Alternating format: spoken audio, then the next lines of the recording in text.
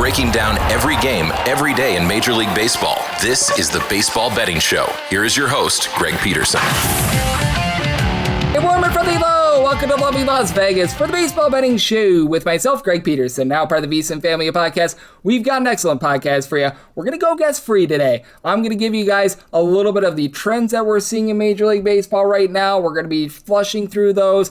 Most and least profitable pitchers in all baseball, top teams to the over, what teams have been lighting your money on fire, what teams have been very profitable. I always like to do this a few times a year because now we're getting to a checkpoint with the All-Star game happening this week, so we'll have some fun there. In the final segment, I'm going to get you guys picks and analysis on every game on the betting board for this Baseball Sunday as we touch them all. If you do have a question, comment, segment idea, what have you for this podcast, you have one of two ways I'll fire those in. First one is my Twitter/X timeline at @GUnit_81. Keep in mind, letters EM, they mean does not matter, so as per usual, please do send these into the timeline, and the other way is find an Apple Podcast review. If you rate this podcast 5 stars, it is very much appreciated. From there, you're able to fire in whatever you'd like to hear on this podcast via that 5-star review. Why did not get in any Twitter/X questions? We had a fun day of baseball on Saturday. Let's take a look back at it. Try to find some trends and try to get to know these teams a little bit better. A game through yesterday is Greg buzzing about. Here is the rowdy recap. In the double dip, the Pittsburgh Pirates, they're able to take both games. At game number 1, it was 7-6 a final as for Braxton Ashcraft.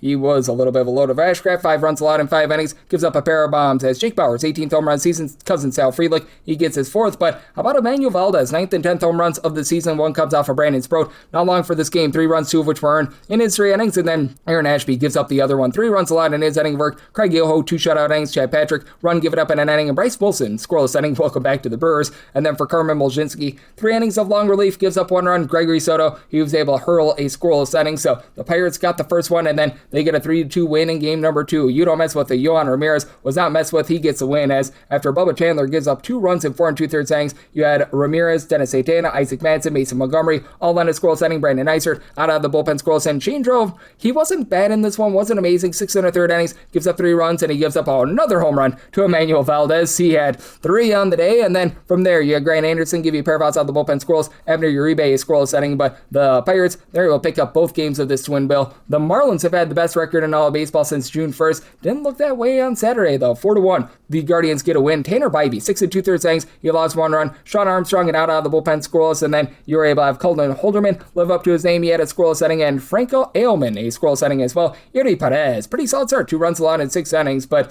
William Kepner from there gives up 2 runs in 2 innings. Cade Gibson, he had a shutout inning of his own, but not a lot doing for the Miami Marlins at the plate. Not a lot doing for the LA Angels either. Not a shock there. 5-3. The Twins get the job done here. Joe Ryan, 2 runs allowed in 6 innings. From there, Tommy Nance gives up a run in an inning. You had Yandris Gomez get a shutout inning, and Woo Suk Go a shutout inning of his own. Ryan Johnson, 3 runs allowed in 5 innings. Honestly, not awful. He does give up a home run to Royce Lewis, 10th home run in the campaign. From there, Mitchell Ferris gives up 2 runs in 2 innings. Jose Fermin, a shutout inning, but for the LA Angels, they leave 11 men on base, so not great there. You got exactly what you wanted out of Gage Jump, but it wasn't enough. 1-0. The Chicago White Sox get the job done. For Jump, he gives up 1 run in 5 2/3 innings. Luis Medina, 4 outs out the bullpen scoreless. Hogan Harris, the scoreless inning, but the Athletics go 0 of 10 with men in scoring position. Yeah, Brian Hudson and Chris Murphy both on his shutout inning. Eric Fetty Wap as a bulk guy, 4 shutout innings. Sean Newcomb, Grant Taylor, they combined for 3 innings scoreless. Just nothing doing at the plate for the Athletics in this one. Not a lot doing for the Washington Nationals either.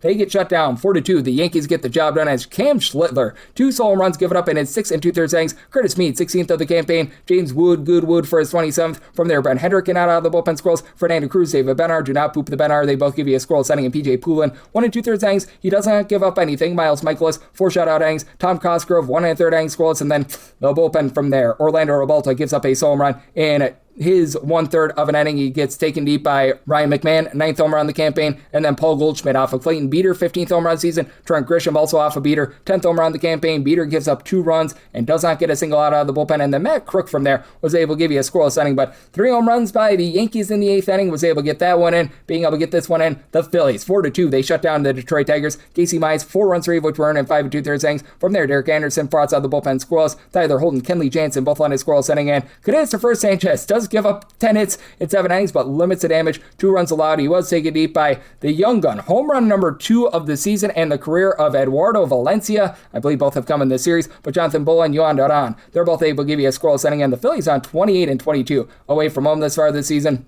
The Red Sox, they have been incredible away from home. How about 28-21, 4-0? They shut down the New York Mets as you had 3 2/3 innings scoreless from the young gun Eduardo Rivera. His first career start, Freddie Peralta, he was much better in this start. 2 runs allowed in 4 1/3 innings. He was taken deep by Andrew Maristerio. His 5th home run of the campaign, Masataka Yoshida later on off of Tobias Myers, his 3rd home run of the season. Myers gives up 2 runs in 2 innings. Oscar Brisbane, pair of outside the bullpen scoreless. AJ Minter, Brooks Raley scoreless inning, but nothing new for the Mets as they go 0 of 8 with men in scoring position as Greg Weissert, a scoreless inning, Danny Kalum, 2 scoreless innings, Giovanni Morin, 5 outside the bullpen scoreless, and Justin Slayton. He was able to give you a pair of outside that bullpen scoreless as well. For the San Francisco Giants, 4-2. They're able to take down the Colorado Rockies.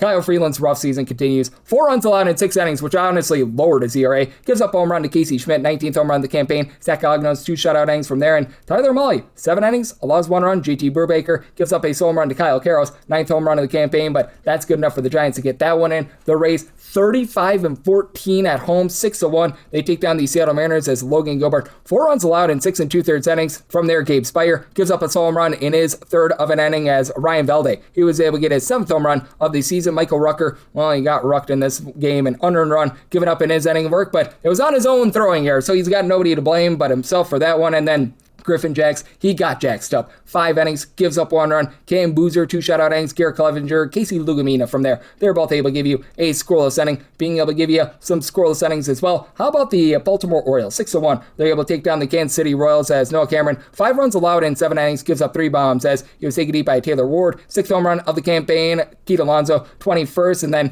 you had Kobe Mayo get his 12th home run season. Gunnar Anderson later on, 17th home run season off of Eli Morgan. Gives up that home run in his inning work. And Kyle Bradish, really good start. 1 run allowed in 6 2/3 innings. Grant Wolfram, Tyler Wells, pitch Wells for a scoreless inning. And Yunier Cano, don't you know, he was able to give you 9 out of the bullpen scoreless. And then the St. Louis Cardinals, they take down the Atlanta Braves by a count of 4-1. Braves with the worst record in all of baseball for the last 35 days. Reynaldo Lopez gives up 4 runs in 5 innings, including a home run to Lars Nootbaar, 3rd home run season. From there, you were able to get 3 good shutout innings out of Owen Murphy, but too little too late, and Matthew Liberatore just continues the demise of the Atlanta Braves against lefties. 6 shutout innings. From there, you had George Soriano and Riley O'Brien. Both give you a scoreless inning. Louis Gaslam, he would give up a home run, and he gives up the lone run of the game in this one as going deep. Mauricio Dubon, 10th home run in the campaign, but still really good effort out of them. For the first time in the modern era of baseball, you had 2 starting pitchers combine for fewer than 11 outs and give up 11 walks. The Padres 8-7 winners over the Blue Jays as Trey Savage savagely gives up 7 walks, 4 runs in 1 2/3 innings. Walker Buehler, 4 runs allowed in his 2 innings of work, but Matt Waldron, 3 shutout innings of good long relief for the Padres. Yuki Matsui gives up 2 runs in 2/3 inning. Bragley Rodriguez, he gives up a run in 1 1/3 innings, and he was taken deep in this game by one Mr. Vigero Jr., 2nd home run of the campaign. And then Jonathan Clase, he would get his 2nd home run of the season. That one came off of Walker Buehler a little bit earlier in the game, but Adrian Morejon, Mason Miller, they both give you a scoreless inning. And then for the Blue Jays bullpen, all sorts of trials and tribulations there as Ty France, he goes deep off of Mason Flaherty. His 11th home run season. Flaherty gives up that home run in his inning of Flaherty gives up that home run in his 2 innings of work. Alex Macko, 2 runs allowed in 1 1/3 innings. Braden Fisher gives up a run in an inning. Spencer Miles, 2 shutout innings, but too little too late there. For Nick Lodolo, he gives up a home run to start the 6th inning, and then he was ousted after 78 pitches. That allows the Cubs to be able to get a 5-3 win, as it was Carson Kelly getting his 6th home run in the campaign. A little bit later on, you'd have Alex Bregman. He goes deep. That is home run number 7 of the campaign. That comes out for Julian Garcia. Gives up 2 runs in his inning work, and for Lodolo, not bad here. 2 runs allowed over the course of 5 innings. From there, Caleb Ferguson, pair of outside the bullpen, gives up a run. Brock and Roll Burke in out of the bullpen scoreless. Pierce Johnson, TJ Antone, both give you a scoreless inning. And Avier Assad, he gives up 2 home runs, but just 2 runs in his 5 innings of work. And Eugenio Suarez, 10th home run of the season. Same goes for Nathaniel Lowe, getting low there. And then JJ Bleday off of Drew Pomeranz, who's been miserable this year. 16th home run season. But for Pomeranz, again, solo home run allowed over the course of his inning of work for the Reds. They got 11 hits and only 3 runs because all 3 were off of solo home runs. Caleb Theobar, Jacob Webb, both on a scoreless inning. And then Ryan Rolson and Trent Thornton, they combine for a shutout ending of their own. being able to get a solid win as well. The Arizona Diamondbacks, 9-2. They take down the LA Dodgers. Yoshinobu Yamamoto, 6 runs allowed over the course of his 6 innings of work, taken deep by James McCann. His first home run of the season, then he would get his second off of the Knack. Landon Knack comes in the long relief, gives up 3 runs in 3 innings, also gave up a home run to Nolan Arenado, 12th of the season. And Brandon Pfaadt battled his way through 5 1/3 innings, gives up just 2 runs. He's allowed just 3 runs in his last 3 starts, looking like his old self from that World Series season. And then from there, you had Brandon Garcia give you a pair of outs out of the bullpen scoreless. Philip Abner, along with Juan Murillo, Kevin Ginkel, they're all able to end scoreless innings, so a nice plus money winner out there. And then the Walker Texas Rangers, not a nice winner here, as Coomer Rocker, well, he got rocked. 9-3, the Houston Astros get the win in this one, as for Peter Lambert, gives up 1 run over the course of 6 innings. He was taken deep by Ezekiel Duran, 9th home run season. Duran a little bit later on off of AJ Blubaugh, 10th home run season. He had all 3 RBI for the Rangers in this game, as Blubaugh gives up 2 runs in 2 innings, and Yel de los Santos, a shutout inning, and Coomer Rocker, 7 runs allowed in 5 2/3 innings, gives up 3 bombs, as you had Christian Vasquez get his 5th home run of the campaign, Yordan Alvarez, 31st, and Lamont Wade Jr. is 2nd. Meanwhile, Kevin Colliard, 4 outside the bullpen scoreless. Robbie Alstrom, 8 scoreless inning, and then Chris Martin, he gives up 2 runs over the course of his 2 innings of work as well. And if you're taking a look at trend-wise what we're getting in Major League Baseball right now, certainly has been an overwhelming season thus far, but the unders have had a little bit of success here over the last week or so. 701 overs to 693 unders overall for the season, and if math serves me correct, I believe that we have now had 32 pushes as well. Favorites on the money line for the season are at 56.1%, 779 at 609, and among those 779 favorites, now a whopping 183 have been unable to cover the run line. Meanwhile, look at the last 7 days in baseball. 56-39 is the mark for favorites on the money line, and 14 of those favorites did not cover the run line, so favorites sitting at about 59%, and over the last 7 days, 51 unders, 43 overs, and 3 pushes. That's a 54.25% hit rate to the under. So that's what we're seeing in baseball right now. That's what we're getting trend-wise. Coming next, no guess. I'm just giving you the trends that we're seeing in baseball right now. This ought to be fun, and that's on the flip side right here on the Baseball Betting Show with myself, Greg Peterson, now a part of the VSiN Family Podcast.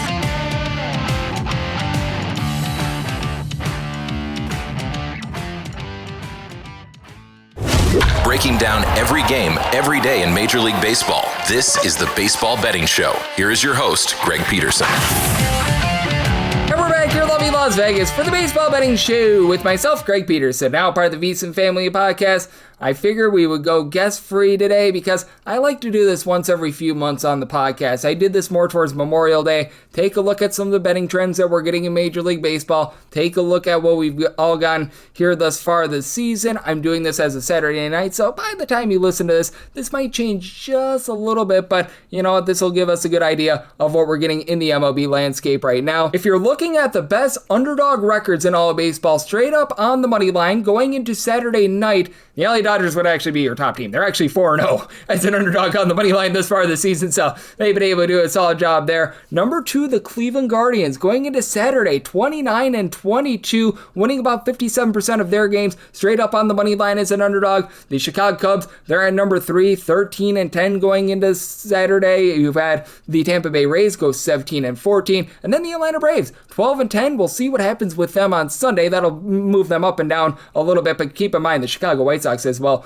42-36 in the first half of the season here as an underdog, so that's been wild. Going into Saturday, your top over team in all of baseball, the Washington Nationals. This should come as no shock to anyone. 55 overs, 36 unders, and 5 pushes, so they have been dominant there. And then the Minnesota Twins are number 2. They have no bullpen pitching whatsoever. They've been dead last in the big leagues in terms of bullpen ERA, but offense has been pretty solid. Byron Buxton being out is going to hurt them a little bit, but 54 overs, 36 unders, and 6 pushes as far this season. And these numbers might change a little bit based on closing numbers and everything like that. I'm utilizing team rankings and OddsShark with regards to just how I'm taking a look at these numbers and how they've all been computed. The Pirates, 55 overs, 38 unders, and 3 pushes as far this season. The Chicago White Sox, they continue to just mash in general. 53 overs, 39 unders, and 2 pushes. And then Mambo number 5 in terms of your best over teams in all of baseball. The Cincinnati Reds, they're on to 52 overs, 40 unders, and a push to begin the season.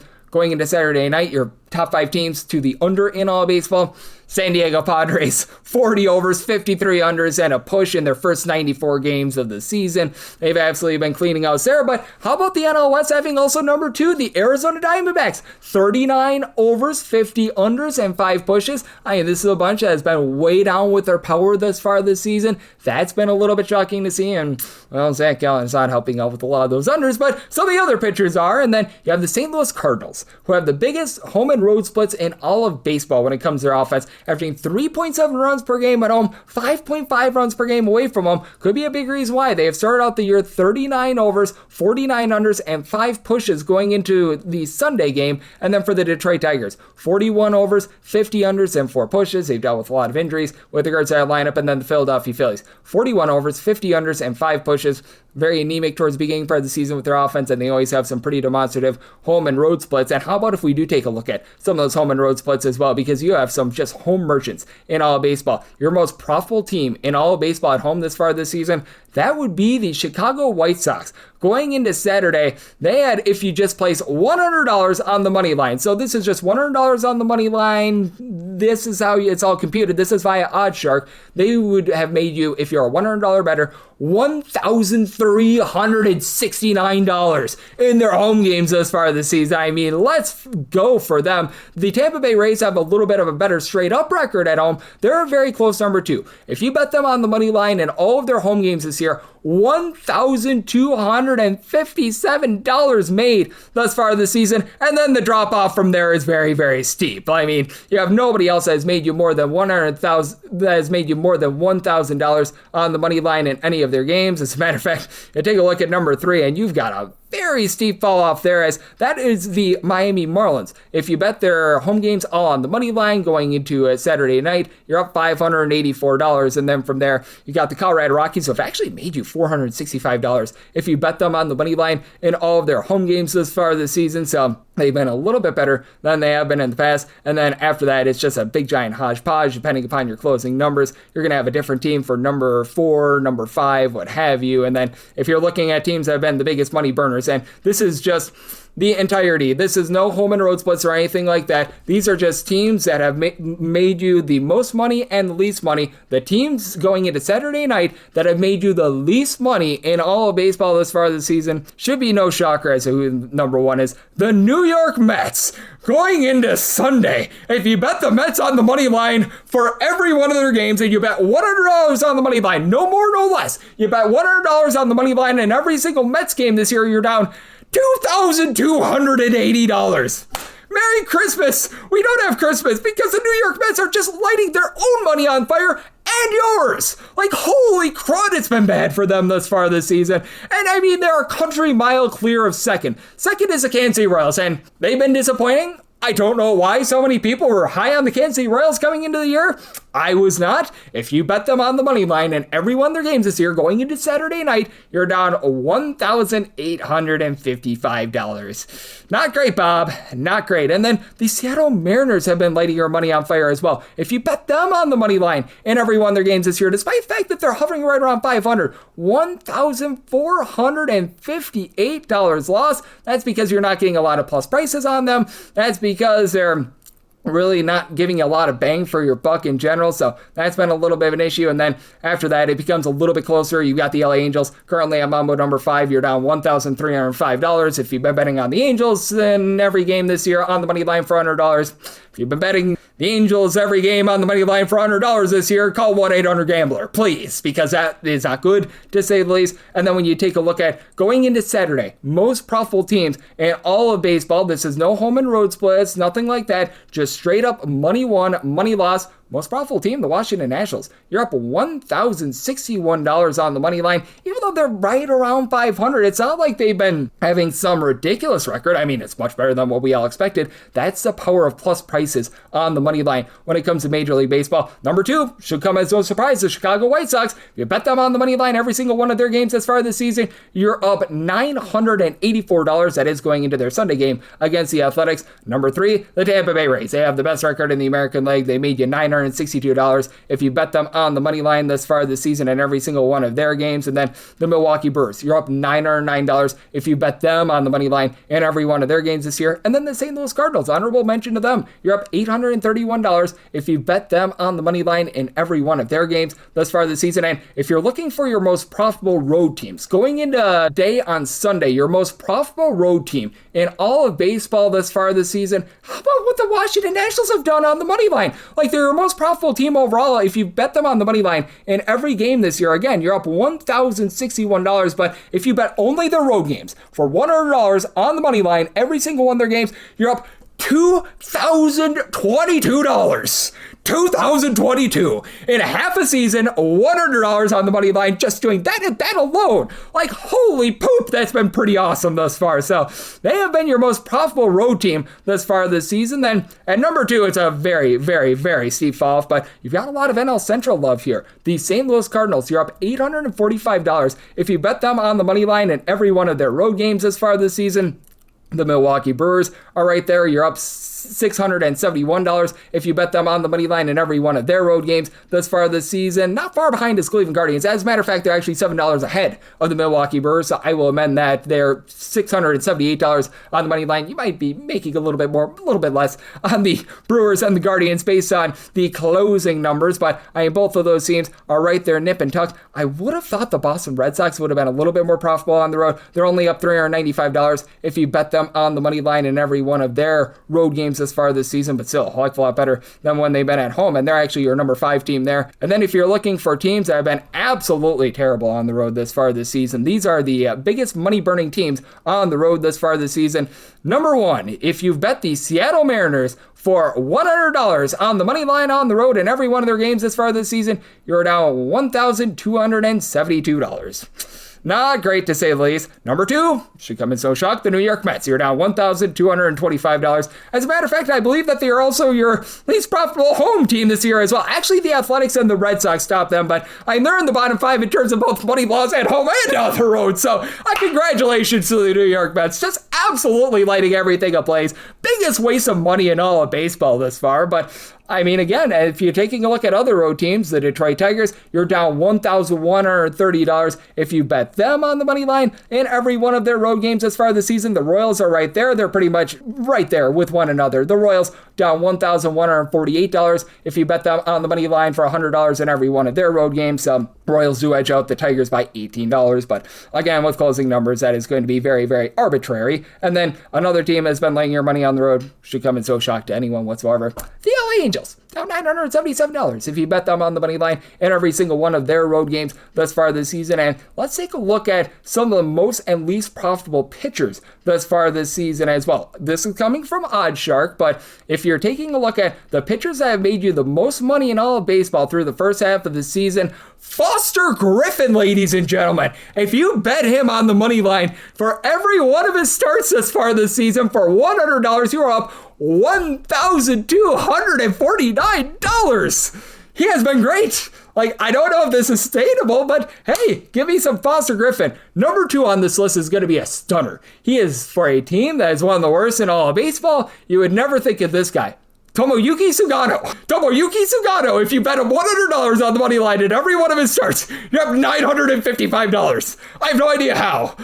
You're just getting that big of mondo numbers when Tomoyuki Sugano is on the bump, but hey, let's go Tomoyuki Sugano. Number 3, Nick Martinez. You bet him on the money line for every one of his starts this far this season, $948 in the green. The master of inducing soft contact. He's getting fewer than 6 strikeouts per 9 innings, but he's my sort of guy. He gets a job done. Number 4, Brandon Young. He has been really good for the Orioles. I was not expecting this, but you're noticing a lot of these pitchers that are on this list are not for the big super teams like the Rays. Yeah, they have the best record out there in the American League, but a lot of these teams are hovering right around 500. In the case of Tomoyuki Sugano, the Rockies season was over in April, so there's that. But Brandon Young, if you bet him on the money line for every one of his starts thus far this season, you're up $936. Eduardo Rodriguez is Mambo number 5. You bet him on the money money line for every one of his starts, you're up $876. Now we're getting into more of the pitchers that we all know and love. Chase Burns, he's been one of the best pitchers in the National League. 18 starts. If you bet him on the money line for $100 in every one of them, you're up $813. Joey Cantillo, for a Guardians team that's been neither here nor there. For Cantillo, he's been up and down, but in his 19 starts, you bet him on the money line for $100, you're up $775. That was going to the day on Sunday, by the way, for Cantillo. Next on the list, Sonny Gray. You bet him on the money line for all of his starts as far this season. You're up $713. Same goes for Davis Martin. Very much the same with regards to those two guys. And then rounding out the top 10, Gavin Williams. You bet him on the money line for every one of his starts as far this season. You're up $669. And now, going into Sunday, here's your bottom 10 pitchers with regards to most money lost in all of baseball thus far this season. If you've been betting on these guys, you might need a new bankroll. And number 1, Michael Wacha. That's because the Royals have been that bad. Michael Wacha has not been awful, but you bet him on the money line in all 19 of his starts, you're down $930 because the Kansas City Royals just can't score runs for this guy to save his life. Poor Michael Wacha. We give the dying Pac-Man voice of Michael Wacha, Wacha, Wacha, Wacha.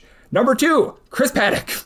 Chris Paddock was bounced around for several different teams. This does not include his bullpen appearances, by the way, but if you bet on the 9 starts for Chris Paddock this far this season for $100 a start, you lost $900. 0-9 this far this season, and his starts are his teams. Poor Chris Paddock. We probably won't get another chance of fade him as a starter. I'm hoping so, though. Like, he has been the gift that keeps on giving. Like, we've had it in the past with Patrick Corbin, Dallas Keuchel. For those that remember the Homer Bailey days, like, those were great. So that was a nice windfall to begin the season. Going into Sunday, and this will change based on whether or not he wins or loses on Sunday, but Shane Baz, if you bet on him in his starts this far this season, his first 18 starts, you'd be down $874. Number 4, Zach Allen. Holy crud, this guy has fallen off since that World Series run. You bet on him in every one of his starts this season, you're down $778. Simeon Woods Richardson, again, another one of these guys that's currently not starting. You bet him on the money line in all 10 of his starts, you're down $760. I have to think that means that he's 2-8 in those starts, might be 1-9, actually probably 1-9 in those 10 starts. Not great. Paul Skeens makes this list. Again, this will change a little bit based on whether or not the Pirates win/lose on Sunday against the Brewers, but down $751 if you bet him on the money line in all of his starts. Then it's Tanner Bybee. In his starts, down $746. Jack Flaherty, down $691 in all of his starts. Logan Webb, down $690 in his 16 starts. He's been much better recently. Was absolutely awful to begin the season. Then rounding out this list, the Andrew Painter experiment for the Philadelphia Phillies. In his 12 starts, he has lost you $684. So I hope that was fun. I hope that was entertaining. I always love to be able to take a look at some of the trends of Major League Baseball, so I thought that this was a good way of doing so. And coming in next, I'll get you guys my picks and analysis for every game on the betting board for this Baseball Sunday as we touch them all. Breaking down every game, every day in Major League Baseball. This is the Baseball Betting Show. Here is your host, Greg Peterson. And we're back here in lovely Las Vegas for the Baseball Betting Show with myself, Greg Peterson, now part of the VSiN Family Podcast. Sometimes it's just nice to be able to take a look at the trends. Today we went without a guest. I very rarely do so, but being able to get a nice checkpoint as we're through over 85 games for all these teams. We're coming up on the All-Star break. I thought that was great. So hopefully you enjoyed that, and now it is that time of the podcast. I give you picks and analysis on every game on the betting board for this Baseball Sunday as we touch them all. If a game is listed on the betting board, Greg has a side and a total on it, so it is time to touch them all. Do note that as per usual, any changes are made to these plays will be listed up on my Twitter/X feed at @GUnit_81. We're going to be going in the Las Vegas rotation order. This is where we go to National League games first in time order, then the American League games, and the Interleague games. Those are going to be at the bottom. That'll keep things all nice, neat, clean, and easy. So, but if we get things started, this is 901, 902 on the betting board. The Milwaukee Brewers are on the road facing off against Pittsburgh Pirates as Paul Skeens is on the bump for the Buccos, and it was supposed to be Jacob Mizorowski for the Brewers. Now it's going to be Robert Gasser, and right now for the Brewers, they do find themselves as a -120 to a -140 favorite. That should change very immediately. The total is 6.5, over is -120, and the under is even, and as long as I can get a total of a 7.5 or less, because right now they have yet to adjust for the fact that Gasser is going to get the start, I'm going to be in on the over, and for the Pirates, I'm willing to go up to a -145 on the money line. I recognize that the Pirates have lost a lot of Paul Skeens starts, and for Paul Skeens, he just hasn't looked like his normal self. A lot of that has been due to bad fielding. Additionally, he has been very much let down by some non-challenges, what have you, 358 ERA, but closer to a 298 fielding dependent, 10.7 strikeouts per 9 innings, still only giving up about 1 home run, 2 walks per 9 innings. So I think that he's going to be able to round into form. And for Robert Gasser, let's call it what it is. Anyone not named Jacob Mizorowski is just a downgrade in this ordeal. I think that he's a little bit better than what the 4.15 ERA would indicate. He's always dominated at the minor league level. Swing and miss stuff has been hit or miss right now. 8.3 strikeouts per 9 innings. Needs to improve the 1.7 home runs per 9 innings. And that start that he had against the Athletics out there in lovely Las Vegas really did warp his numbers as well. But now he goes up against a Pirates team that's averaging 5.5 runs per game at home. That is numero uno in all of baseball. And keep in mind, both of these bullpens are going to be a little bit spent because they played 18 innings yesterday. For the Pirates, they are a bottom 10 team in terms of bullpen ERA. Gregory Soto has seen his ERA go above a 4. Evan Sisk going on the injury list. That has hurt them. You've got Dennis Santana, Mason Montgomery, a whole bunch of guys with over a 3.50 ERA, so that's going to be hurting them. And for the Brewers, they are going to have a little bit more bullpen depth here, but you're not going to get as much length likely out of Gasser. You've got the likes of a Grant Anderson, along with Abner Uribe, Trevor McGill. I'll give you a sub 3.50 ERA. Jared Koenig has been able to give you some nice long relief as well. They do have Joe Kuhnel on the injury list, and keep in mind for the Brewers, this is just a mix and match sort of team. Even though Andrew Bond doesn't play every day, he gives you a 4 on base. This team is actually in the bottom 5 in terms of home runs on a per at bat basis. Jake Bauers right now leads away with 18, but I am for Bauers along with Bryce Terang, Garrett Mitchell. So many guys give you over a 3.50 on base. Even someone like a Gary Sanchez, Cooper Pratt, these guys have been able to come through. But for the Pirates, Brandon Lau is getting loud. He's up to about 20 home runs. Emmanuel Valdez, 10 plus bombs. He's hitting above a 300. Jake Magnum's hitting at 300. Brian Ruddles has given you 395 on base. So got a lot of guys moving line aside from like Jared Trollo, Henry Davis. These guys have been solid. So I do think that the Pirates should be able to get the job done here. Up to a minus 145 is what I'm going to lay on that money line. And with regards to this total, like I said, if we can get a 7.5 or less, I'm going to be in on this total to the over. 903, 904 on the card. It is the Cubs, and they're going to be on the road against the Cincinnati Reds. And yes, we're on to Cincinnati. Who's on to Andrew Abbott getting the start for them, and Matthew Boyd for the Cubs. And the Cubs do find themselves as a bit of a road favorite here, minus 126 to minus 135, and between plus 108 to plus 110. That's your number on Cincinnati. 9 to 9.5 is the total, mostly 9.5. The 1.9 I'm seeing as an over of a minus 120, the under even, and at a 9.5. Under is minus 115, over is minus 105, and I set the Reds here at a minus 122. For Andrew Abbott, he has given up 3 earned runs or fewer now each out of his last 14 starts. Now, you look at the overall fielding independent for the season at a 4.90 compared to a 3.92 ERA, 7.2 strikeouts, 4 walks per 9 innings. Doesn't necessarily knock your socks off, but the swing and miss stuff is way up. 5+ punch outs in 4 out of his last 5 starts, 6+ in 3 out of his last 4. And for Matthew Boyd, if you look overall for the season, he should be doing for a little bit of positivity. Right now, that fielding independent is a 3.26 compared to a 4.31 ERA, 0.9 home runs allowed per 9 innings with 10 punch outs per 9. But I mean, ever since he's come off the injury list, he's only been able to give you 13 strikeouts and about 15 2/3 innings, so you do have to have a little bit of question mark there. He hasn't been able to get that same swing and miss that's coming off the injury list. You do certainly have an offense in the Cincinnati Reds that has been up and down this year, but getting back Ellie De La Cruz should help. He, JJ Bleday, hovering between 13 to 14 home runs apiece. Spencer Steer is right in that neighborhood as well. Cousin Sal Stewart has been able to give you 19 bombs. He has been rock solid. You're going to need to get a little bit more out of the catcher spot. TJ Friedel, some of these guys at the bottom of the fold, but you've been able to have someone like a Nathaniel Lowe do a nice job in terms of being able to get on base. Ellie De La Cruz obviously is going to give you some stolen bases and some average as well. And then for the Cubs, Baker Armstrong has been absolutely tremendous. I mean, he is hovering right around about a 375 on base, 21 home runs. Ever since he told off that fan, he has to be above a 400 on base. But you've got Alex Bregman, who continues to struggle, only 7 home runs, hitting below 250. Dansby Swanson has been much better recently, but still only giving about a 300 on base for the season. Carson Kelly's been able to move line. He's been well above a 350 on base. Michael Busch, even though the average isn't there, he's been able to be solid as well, but have to have a lot of issues with this Cubs bullpen because likes of Ethan Roberts, Riley Martin, Hunter Harvey, throwing their Daniel Palencia, so many injuries with his bullpen. They're just getting back Phil Matone, but he's been awful this year. Drew Pomeranz has a 5 ERA, like Trent Thornton, Jacob Webb. They've been able to give you a sub 350 ERA, and for the Reds, certainly it's not been a great bullpen thus far this season, but you look since June 1st, they've been in the upper half of the big leagues with that regard. TJ Antone, Sam Moll, Brock and Roll Burke, they've been able to give you a sub 375 ERA, so I do like the Reds here in this spot. I think that can do just enough to keep you under. I set my total 9.3, so like a 9.5 under, and I do like the Reds on the money line, made them the minus 122 favorite.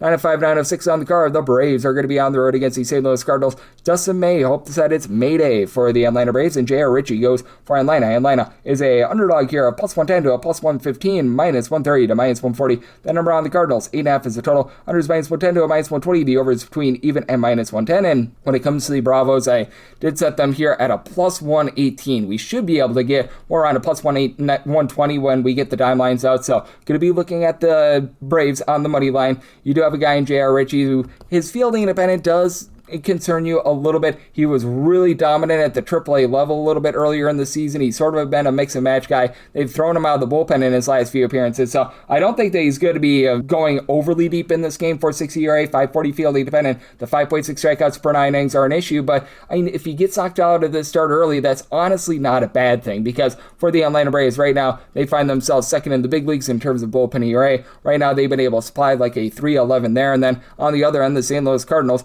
they're more like 17th. They're hovering right around about 4.26 ERA, and Dustin May has been pitching better than his ERA would indicate, in my opinion. That bad start that he had against the Royals, I think, really did hurt him, but still, you do have to have a little bit of trepidation with May. He gets some solid swing and miss, but not quite as good as you'd expect for the velocity. Right now, 8.6 strikeouts per 9 innings, 4.55 ERA, closer to a 3.20 fielding dependent, but when you're backed up by a bullpen that includes Matt Sabanson, along with Ryan Stanek, who have over a 4 ERA, Jojo Romero has been posting up well above a 3.50. You've got some question marks there, and for the Atlanta Braves, what I've noticed with them this season is that they have not been able to hit left-handed pitching to save their lives. They've been really good against righties as far this season as well, so that's something that you want to take a look at. And additionally, they've been a team that has been a bunch that has been able to average over 5 runs per game away from them. That's a top 5 mark in all of baseball. As a matter of fact, for the Atlanta Braves, in terms of on-base plus slugging against lefties, they have been one of the lesser teams in all of baseball, because right now they're 11th against righties. They're more like 19th against lefties, so a pretty big split there. Drake Baldwin has not quite been himself since coming off the injury list, but Matt Olson, he's been able to give you 25 plus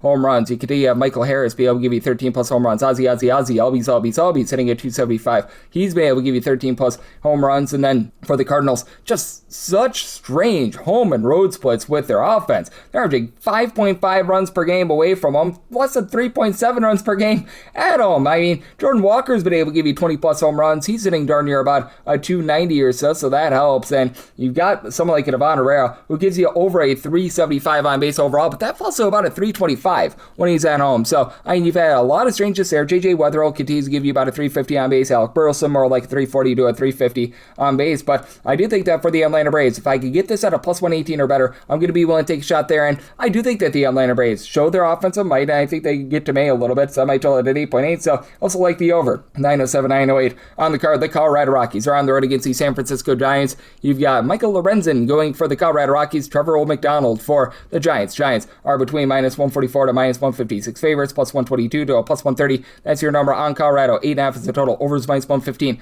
Under is minus 105. And give me Old McDonald here. I set him at a minus 168. I recognize that Trevor McDonald has been a little bit rough here recently, but I do think that he's going to be able to give you a little bit of a better performance here. If you take a look at the fielding independent of a 398, it points towards a lot of positivity, because the ERA that is currently more in that neighborhood about a 5.46. He's only giving up 0.8 home runs, 3 walks per 9 innings. Not a great swing and miss guy, only about 7.5 strikeouts per 9 innings. But Michael Lorenzen, he's only getting about 7 strikeouts per 9 innings himself, 1.4 home runs, 3.4 walks per 9 innings, and a 6.46 ERA. Just has not been good this season, and he's backed up by a bullpen that has not been good this season. For the Rockies, they find themselves in the bottom 5 of the big leagues in terms of bullpen ERA. You've had Victor Vodnik not be himself, Jaden Hill, Juan Mejia. All these guys are giving you north of a 4.50 ERA. You're starting to see Antonio Sensatello regress a little bit as well. And for the Giants, they've dealt with a lot of injuries with their bullpen. Eric Miller's been posting up over a 3.75 ERA. Caleb Killian has been a little bit shaky, dealing with the injury to Matt Gage. That has not been great either, but still quite a bit more trustworthy there. And for the Giants, all of a sudden, they're getting a little bit more offense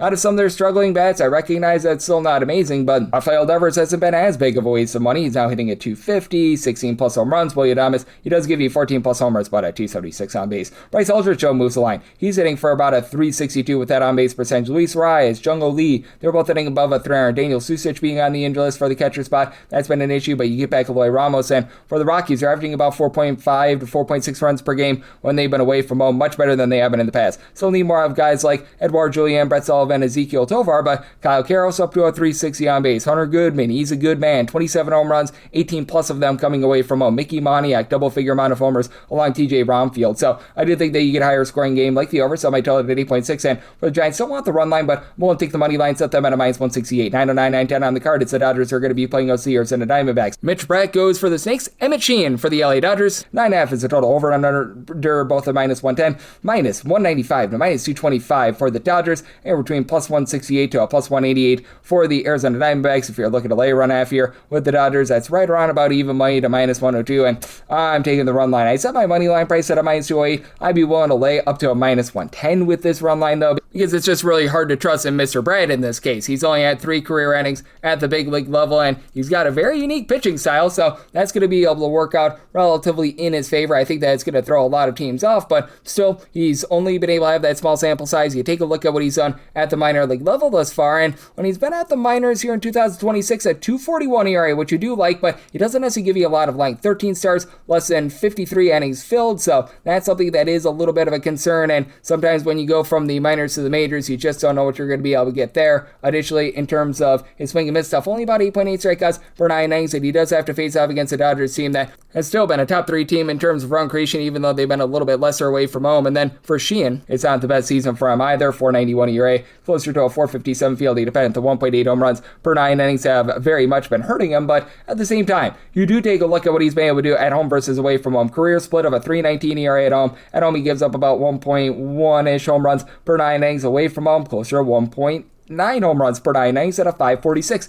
ERA. For the Dodgers, they might not be dominant with the bullpen, but Edgar Enriquez is now giving you a sub 3.55 ERA. Kyle Hurt has not been amazing, to say the least, and they're a little bit spent because they had to throw that bullpen game instead of Shohei Ohtani a few days ago, but this has still been a Dodgers bullpen that has been in the upper half of the big league's top 10 with regards to ERA, and then for the Arizona Diamondbacks, it's about league average. You've got the likes of Ryan Thompson, Juan Barrio, Taylor Clark, Jonathan Loaizaga give you a sub 3.50 ERA. I still don't trust in Paul Seabold at the closer's role, but they have been down with their power this year. Ketel Marte of the Marte Parte hits for about a 265, 17 home runs. Corbin Carroll, he's been able to give you about a 360-ish with regards to his on base. He's been able to give you 13 home runs. Really nobody else with 11 plus home runs. For Nolan Arenado, he's been falling off since a nice hot start to the season. Same goes for Ilyarmo Vargas, so that's been hurting this team a little bit. Additionally, you just have not been able to get something out of these guys like Tommy Troy, Tim Tebow and company at the bottom of the full. Max Kepler has been a disappointment to this point, so do think that the Dodgers win this game convincingly. I like the over, sub by total 9.6, and one lay up to minus 110 on that run line. 9-11, 9-12 on the card. The Royals are going to be on the road against the Orioles as Seth Lugo goes for the Royals, and the Wizard of Oz, Shane Baz, for Baltimore. Baltimore, minus 140 to minus 150 favorites, plus 118 to plus 126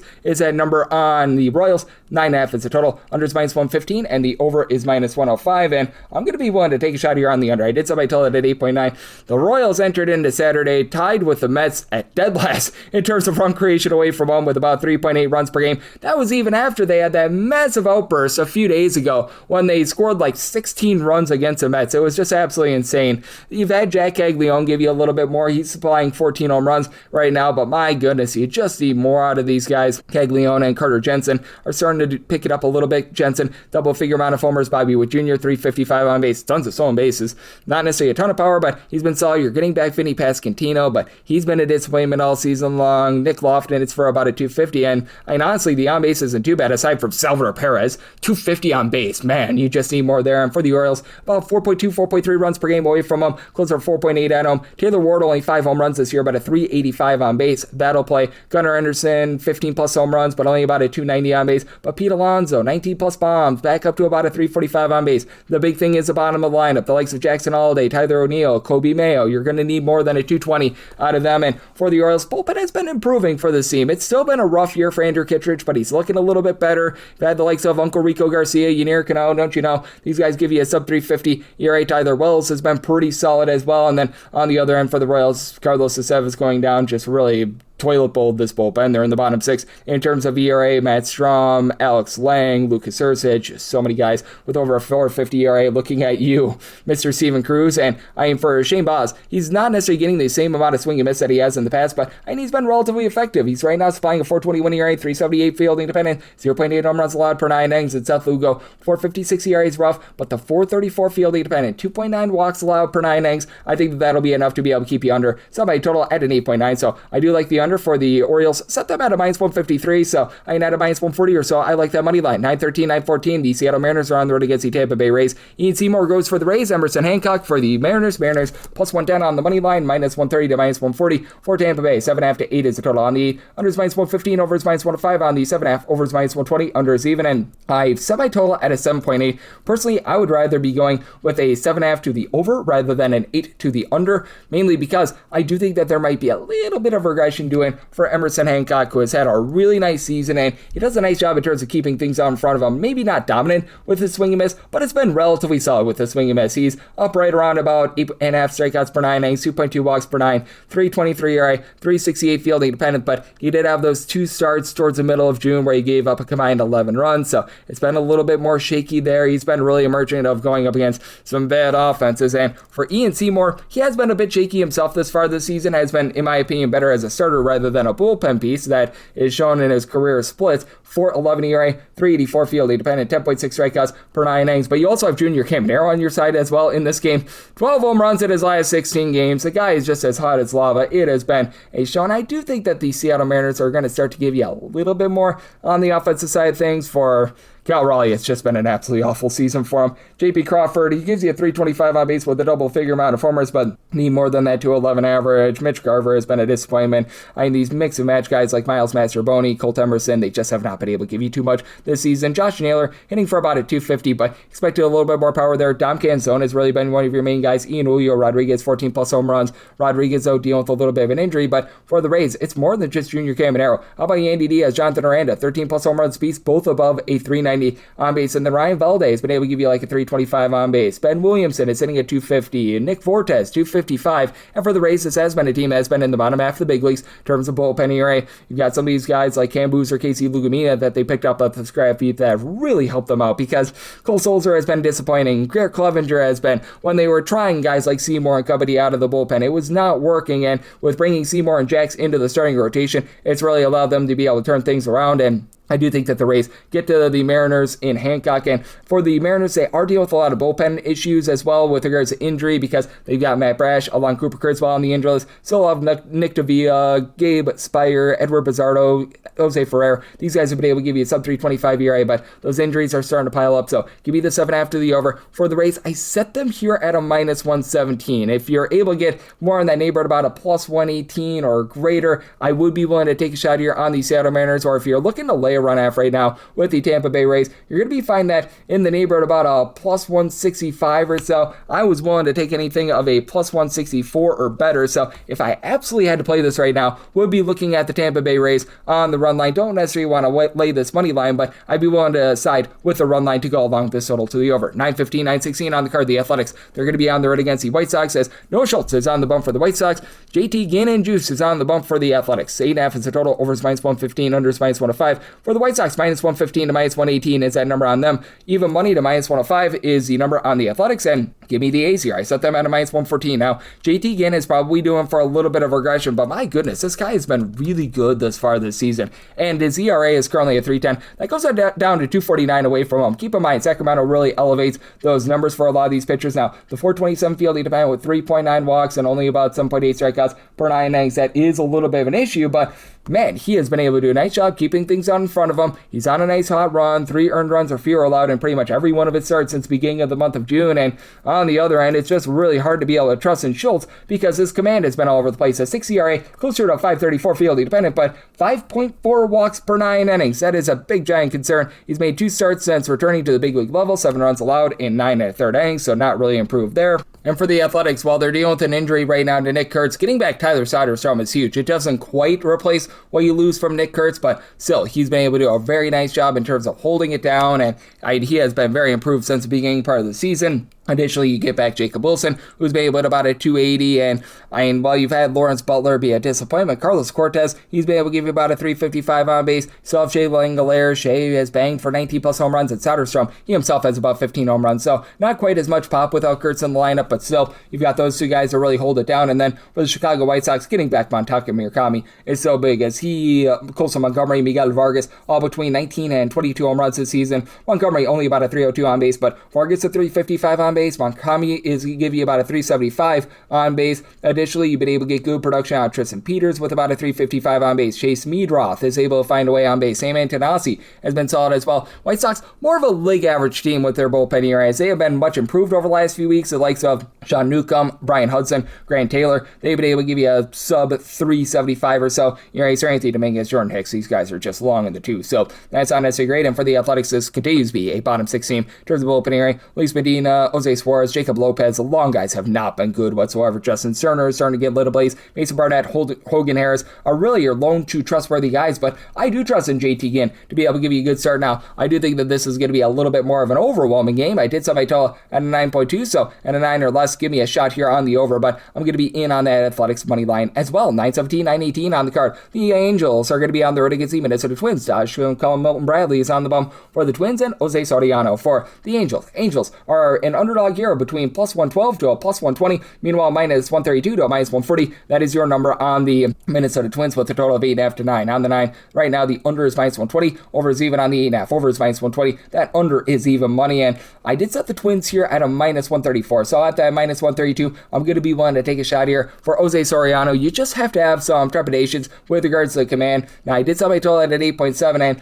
I hope that we can get more 9s. I'm mostly seeing 8.5, so I'll probably end up having to take an 8.5 to the over, but if I were to be able to get more 9 options, I would rather have a 9 under rather than an 8.5 to the over personally, but that'll be determined by what I get overnight. But I mean, for Taj Bradley, even though the ERA is right around a 367 with the fielding dependent, very similar, 10.5 strikeouts per 9 innings, he has really been blowing guys away, and he's looked much better recently. How about 200 runs or fewer in each out of his last 4 starts, and in his last 2 starts, 21 strikeouts in 12 innings, and this is an Angels team that's towards the top of the big leagues in terms of strikeouts on a per at-bat basis. Shock, shock, surprise, surprise. And for Jose Soriano, he's always been a much better pitcher when he's been away from home rather than at home. Overall for the season, a 3.40 ERA, and things are starting to toilet bowl with those 4.3 walks per 9 innings. But you just take a look at what he's been able to do throughout his career. This is not just one season or anything like that. This is in his entire career. 3.10 road ERA, 4.63 home ERA, and he's backed up by a bullpen that since May 1st honestly has been pretty close to league average.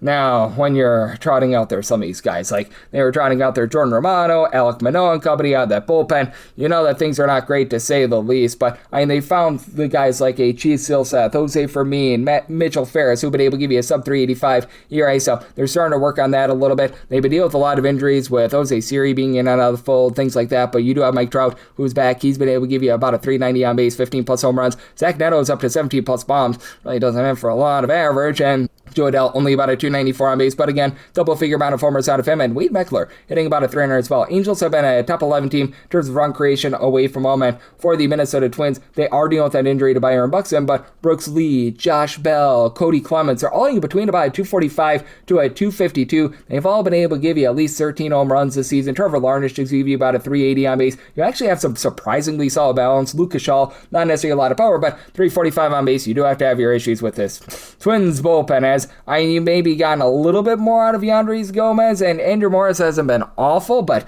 Cody Lawyerson, Travis Adams, Taylor Rogers, they pick up Tommy Nance now. I mean, like all these guys above a 3.75 ERA. So I do think that you're going to get some runs, but I would rather have a 9 under rather than an 8.5 over. If I had to play it, I pretty much would have to take an 8.5 over, but hoping for a 9 under. And with the Twins, I'm willing to lay up to minus 134 on that money line. 919, 920 on the card. Boy, they did me no favors here. It's to be determined against to be determined, and with no numbers up on this game. It looks like it'll be a bullpen game for the Rangers because Tyler Alexander is a projected starter, and Christian Javier is expected to start for the Astros. Again, that indicates bullpen game because both of these guys are coming out of the bullpen. So, bullpen against bullpen, I set the Rangers at a minus 125. Willing to lay up to minus 124 there, plus 126 or better, the Astros, and then 8.5 or less, like the over, 9 or higher to the under. I think that for the Astros, you're probably going to get a little Christian Javier. You're probably going to be getting a little bit of AJ Bluebine. For the Houston Astros, I mean, dare I say, they've actually been a decent bullpen recently. If you look overall for the season, it has been absolutely awful. I mean, things of toilet bowl with Daniel De Los Santos posting up well above a 4 ERA. Brian DeBreu has just forgotten how to pitch thus far this season. But if you look at things from a very small sample size, since June 1st, pretty much ever since Josh Hader has gone back, they're actually second in bullpen ERA with a 278. That has not been too bad. And for the Rangers, they're 20th in terms of bullpen ERA. That's more around about a 475, but they do have the better long guys. Like, you're able to rely upon Tyler Alexander, I mentioned before, to be able to give you a couple innings, hold down the fort. They've been able to turn Cal Quantrill into a little bit of a starter, so that does deplete the bullpen a little bit more. And Jacob Junis being out with an injury is an issue, but Jacob Latz by trade can be able to give you a start as well, so I wouldn't be surprised if Latz might get the start here instead of Tyler Alexander, but you know that it's going to be a little bit of a mix and match game, and we do know that Arlington really does suppress offense. You're right now dealing with a few injuries for the Rangers, but fortunately for them, they now have Wyatt Langford back in the fold, and when he's been out there, he's actually been quite solid. He's been able to give you about a 275 average, really starting to rake with regards to home run power. Jack Peterson along Jake Berger, 14 plus home runs apiece, and Peterson's up to about a 335 on base, so the Peterson family loves that. Ezekiel Duran has been able to about a 270. Josh Young, he's hitting just below 300, and then on the other end, you've got a Astros team that I would say is quite top heavy with regards to their lineup because the outfield just has not been able to hit for this team. The likes of Zach Cole, Zach DeCenzo, Joey Looper Fido. You even take a look at guys like a Lamont Wade Jr. that they're kicking the tires on. All these guys are at 240 or lower. Cam Smith, he's like the only guy that's giving you over 8 home runs in that outfield. Jeremy Pena, not a lot of power, but about a 360 on base. Isak Paredes moves the line. Then obviously Yordan Alvarez, 31 home runs, over a 4 on base. He's been great. Christian Walker, about 20 home runs as well. So it's a very interesting circumstance. In bullpen versus bullpen, essentially, set it to where I'm willing to lay up to minus 124 on the Rangers, plus 126 or better. The Astros, and then 8.5 or less, like the over 9 or higher to the under. 921, 922 on the card. The Yankees are going to be on the road against the Nationals, as we are going to be getting Will Warren going for the Yankees, and right now it's listed as to be determined for the Nationals. This game is off the board. Now, right now they're projecting Cade Cavalli, and I would be setting this as a relative pick'em. If it's Cade Cavalli, I'd set it out of minus 103, and then I'd be looking at an 8.5 or less to the over, a 9 or higher to the under. Anyone other than Cade Cavalli, the Yankees become north of a minus 145 favorite. It's a big fall off there. So, yeah, be mindful of that. And heck, if it's not Cade Cavalli, it goes up to a 9.5 or less to the over, a 10 or higher to the under. That's how big the steep drop off is, because Cade Cavalli's been great for the Washington Nationals. He's giving you darn near 10 strikeouts per 9 innings, less than a home run per 9. Sometimes the command is wonky, but a sub 350 fielding dependent. And this is a Nationals bullpen that's currently in the bottom 7 in the big leagues in terms of bullpen ERA. They don't have a lot of great prospects that they can call upon or anything like that for a spot start. So it is very much hinging upon whether or not you get Cade Cavalli. And for Will Warren, he's starting to toil pull a little bit as well. 4.15 ERA, lower 396 fielding dependent. And for Will Warren, he has just been much better in terms of not giving up the deep ball away from home. The kryptonite throughout his career is giving up the long ball when he's been at Yankee Stadium. Now, at Yankee Stadium, he's got a 3.80 ERA compared to a road ERA of a 4.50, but he gives up less than 1 home run per 9 innings when he's away from home, closer to about 1.55 home runs per game when he's at home. So I do think that there's a little bit of positivity doing there. You've got a Nationals team that is numero uno in all of baseball in terms of run creation. They've been able to give you about 5.4 runs per game. A little bit neutralized yesterday, but you've been able to get some really good wood out of James Wood, as he's up to 27 home runs, over a 400 on base. Curtis Mead, 16 bombs, up to a 340 on base. Luis Garcia, CJ Abrams, 20 home runs apiece. Dylan Cruz starting to give you a little bit of something. You still need more out of him, but I mean, even these guys like Nasim Nunez, Jovat Vivas, they're getting on base to be able to turn these home runs into 2-run shots and 3-run shots. And for the Yankees, obviously not having Aaron Judge out there has really hurt them. They've been averaging about 3.3 to 3.4 runs per game over the last 21 games, but I mean, Trent Grisham is now giving you 340 on base. Paul Goldschmidt has been miserable recently. He got a hit yesterday. He got a home run yesterday, as a matter of fact. So, yay, verily there, but I mean, like some of Yasan Dominguez, some of the other young guys that they've been trying to mix and match with, they just have not been able to give you a whole heck of a lot. But I do think that Ben Rice just carrying the team has been great. Over 25 home runs, 375 on base. And for the Yankees, ever since June 1st, they've got a sub-250 bullpen ERA. That is number 1 in all baseball. David Bednar's out been pooping the Bednar. Brent Hedrick, Fernando Cruz. I know that they had to throw out their Paul Blackburn for a spot start, but these guys have been able to give you a sub-325 ERA. And for the Washington Nationals, you just don't have that. PJ Poulin has been pretty solid in this bullpen, but now Richard Dickey Lovelady, Brad Lord are both on the injury list. Orlando Revolta is starting to regress a little bit. So, interesting circumstance. I'd be willing to set the Nationals at right around a pick 'em minus 103 if Cade Cavalli is out there, and I would need plus money on the Yankees in that circumstance. If it's not Cade Cavalli, the Yankees go to about minus 145, minus 150, and Cavalli versus Warren, 8.5 or less to the over, 9 or higher to the under. Not Cade Cavalli, 9.5 or less to the over, 10 or higher to the under. 923, 924. Phillies are on the road against the Tigers. Tariq Skubal is going to be going for the Tigres, and you've got Zach Whelan and Dylan Wheeler for the Phillies. Phillies do find themselves in a relatively pick 'em game here. They're anywhere between minus 114 to even money. Meanwhile, minus 106 to minus 118 is that number on Detroit. 7 to 7.5 is the total on the 7.5 unders minus 120. The overs even on the 7 overs minus 120 unders even. I actually like the over here. I said my total 7.7. Tariq Skubal has been a little bit down this year. I mean, he's still solid. He's still give you a 3.06 ERA. Fielding dependence right on line with that. Since coming off the injury list, he had a few shaky starts to start out with, but now has given up a combined 3 runs, 2 of which were earned in his last 11 innings in the last 2 starts. So that's good. good. He's only giving up 1.3 walks while getting 10.7 strikeouts per 9 innings. So he's not walking guys. The big issue has been the 1.3 home runs per 9 innings. And for Zach Wheeler, you look at the raw ERA and it's great, 2.28, but the fielding dependent is a 3.11, 1 home run allowed per 9 innings. Swinging miss stuff was down a little bit. The 24 strikeouts in his last 2 starts really does help that out, but we also do have a Phillies lineup that is currently 28th in the big leagues in terms of run creation away from them. I think that it's going to get going a little bit more. I've been liking what I've been seeing out of them a touch bit more over the last few games as the likes of Trey Turner, Alec Bohm, Bryson Stott, the struggling infielders, have been able to give you a little bit more. Catcher spots continues to be an issue. And then whether you've got out there Adolis Garcia, Gabriel Raconis, they're giving you nothing out there in the outfield. It's a top-heavy team. Brandon Marsh, 15-plus home runs. He's been able to 300. Kyle Schwarber,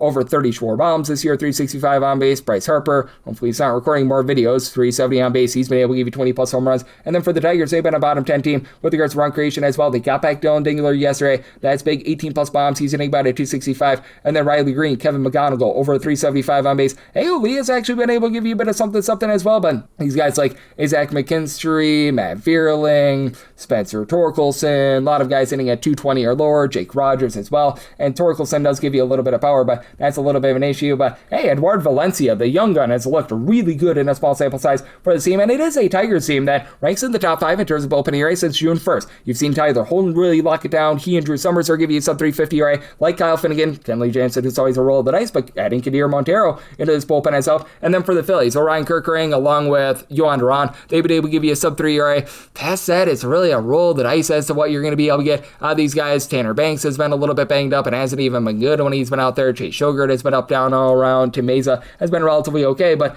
I do think that Zach Wheeler sees a little bit of regression. Like the over, and I set the Tigers at a minus 143, like their money line. 925, 926 on the card. It's the Guardians. They're going to be on the road against the Miami Marlins. Says it's going to be Joey Cantillo going for the Guardians, and Tyler Phillips is on the bump for the Marlins. Phillips was not known until late, so this is a game that's off the board, but I do have my handicap. The Marlins, a minus 136 favorite, willing to lay up to minus 135 there, plus 137 or better. The Guardians, and then made a total of 7.8, 7.5 or less, like the over, and 8 or higher to the under. For Tyler Phillips, he started out the season out of the bullpen, and he has just been great for this team. I recognize that he's doing for a little bit of regression on that 328 ERA, 6.7 strikeouts, 4.1 walks per 9 innings, but still, he just continues to go out there, holds down the fort, and he's been significantly better when he's been at home. Every single one of his blow-ups has come on the road thus far this season. When he has been out there at Miami this season, he is right now posting up a 103 ERA compared to a 653 away from home. We see every year, like 1 or 2 of these Marlins starters have some ridiculous home and road splits, and congratulations, Tyler Phillips, that is you. And then for Joey Cantillo,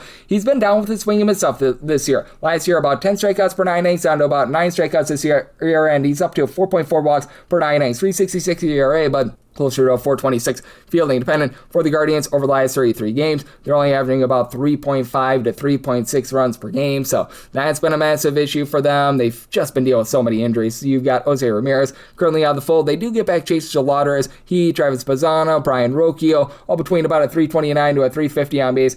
But right now, Kyle Manzardo with his 10 home runs, that's the most home runs of any player that's healthy in this lineup. You've got so many of these guys like Khalil Watson, Patrick Bailey, Stephen Kwan, P.D. Halpin that have been hitting a 222 or lower end for the Miami Marlins. They just do a great job in terms of swiping bags. They continue to be a top 2 team in terms of stolen bases. Otto Lopez, Asterio Ruiz, Xavier Edwards, Jacob Marcy, all with at least 13 stolen bases. Liam Mix, he's your main boom guy, 360 on base, 14 home runs. They're a bottom 6 team in terms of home runs out of private bases, but all of a sudden Kyle Stell or Roberto Hernandez, they've been able to pick it up a little bit as well. And for the Miami Marlins, this does continue to be a top 8 team in terms of bullpen ERA. Like Picard, seen his ERA go up a little bit, and do have to be cautious of the injuries to Anthony Bender and John King, but Michael Peterson has been able to give you a sub 325 ERA. William Kepner has been able to step up in this bullpen, and for the Cleveland Guardians, not quite what they have been in the past in the bullpen. They're still a top 15 team in terms of bullpen ERA, as you've had Tim Aaron be solid, but now he's hitting the injury list. Cade Smith, Eric Sabrowski, you're going to need to rely upon those guys. Sub 325 ERAs out of them. Sean Armstrong has been an issue, but Hunter Gaddis has been amazing recently for this team as well. So interesting circumstance. Won't delay up to minus 135 on the Marlins, plus 137 or better. The Guardians, 7.5 or less, like the over, 8 or higher. The under,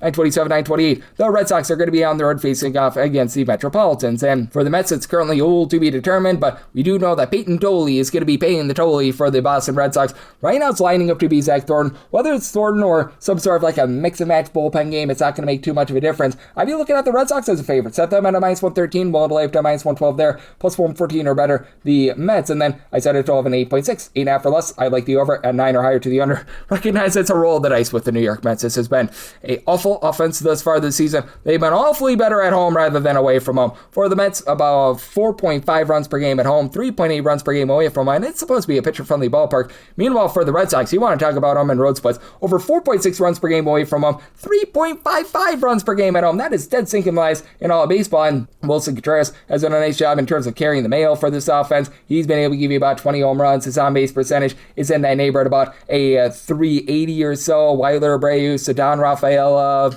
throw in there Isaiah Kiner-Falefa, Masataka Yoshida. These are guys give you about a 330 to a 345 on base, and they've got young, hungry guys like an Anthony Siegler who's actually playing for this team. You'll love that. And for the Mets, Juan Soto's been great. 20 home runs, right around about a 400 on base, but outside of that, you've got A.J. Ewan, about a 352 on base, and only one other guy in the lineup yesterday that's out at bat, over a 317 on base. That'd be Carson Bench, who's been better recently with about a 330 on base, but Francisco Lindor, along with Ore Polanco, pretty much all these mix and match guys like a Brett Beatty, Mark Vientos, they've been about as useful as a poopy flavored lollipop this season. We're starting to see the Mets really regress with this bullpen as well. Austin Warren has been awful. Now, the likes of AJ Minter, Oscar Brisbane, Brooks Raley, even Luke Weaver, these have been guys that have really gone out there and done their job, but you also have a Red Sox team that's been a top 7 team in terms of bullpen ERA as well. Roald Chapman has been one of the best closers in all of baseball over the last few seasons. Garrett Woodlock has given you a sub-3 ERA. Giovanni Morin has come off the injury list and looks solid after a rough start to the season. Danny Klum, Greg Weiser, these guys are very much improved as well. And for Peyton Tully, I know that it's been a little bit up and down for him thus far this season, but I really like what he's showing me. He's only giving up in that neighborhood about 1 home run per 9 innings, a 3.14 ERA,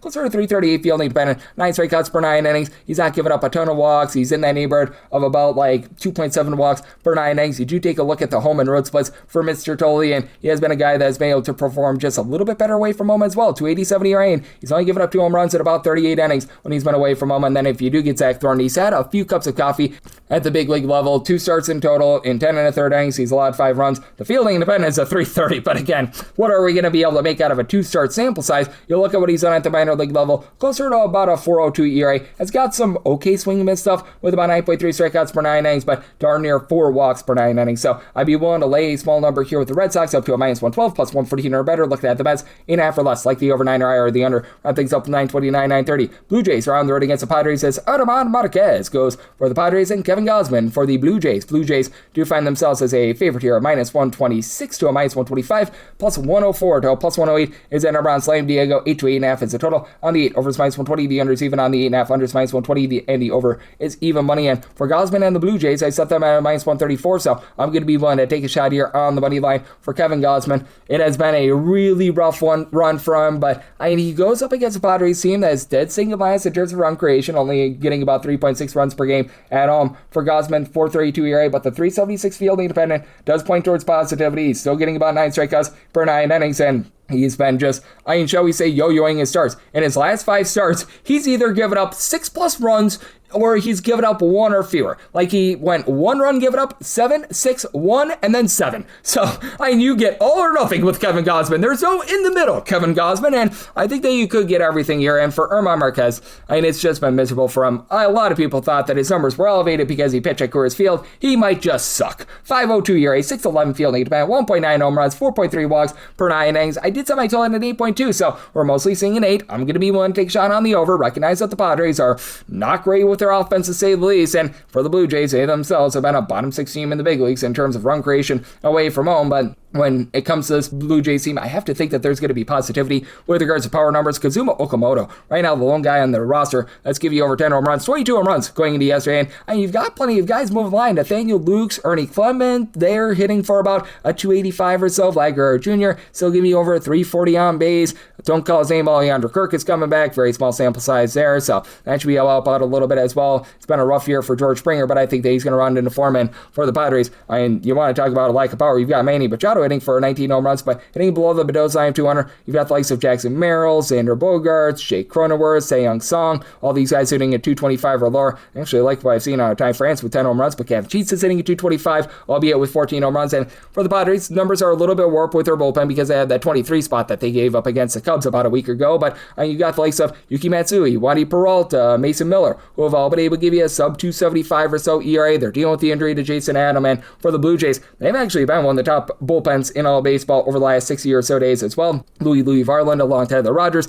are both give you a sub 275 ERA. They still are dealing with that injury to Yimi Garcia, but Braden Fisher back below a 335 ERA. You've had a lot of these mix and match guys be able to pan out, and they let go of a guy like a Tommy Nance as well. So with the Blue Jays, I'm going to be willing to lay their money line, set them at minus 134, and like that 8 to the over. So I might tell it at 8.2. That wraps things up for the Sunday edition of the Baseball Betting Show, now part of the VSiN Family Podcast. A big thanks to you guys for tuning into this podcast all throughout the first half of the season, and even during the All-Star break, even during the Home Run Derby, I'll still be with you guys every single day on this podcast. And if you do like hearing from this fine podcast, Baseball Betting Show, you're able to subscribe wherever you get your podcasts, Apple Podcasts, Google Play, Spotify, Stitcher, and TuneIn. If you have a question, comment, segment idea, whatever you for this podcast, you have one of two ways we offer those in. First one is my Twitter/X timeline at gunit_81. Keep in mind, letters EM, they mean does not matter. So as per usual, please do send these into the timeline. And the other way is via an Apple Podcast review. If you rate this podcast 5 stars, it's very much appreciated. From there, you're able to fire in whatever you'd like to hear on this podcast via that 5-star review. And I'm with you guys every single day, giving you guys picks and analysis on every single game, every single day. So I'll be back with you once again tomorrow. Thank you so much.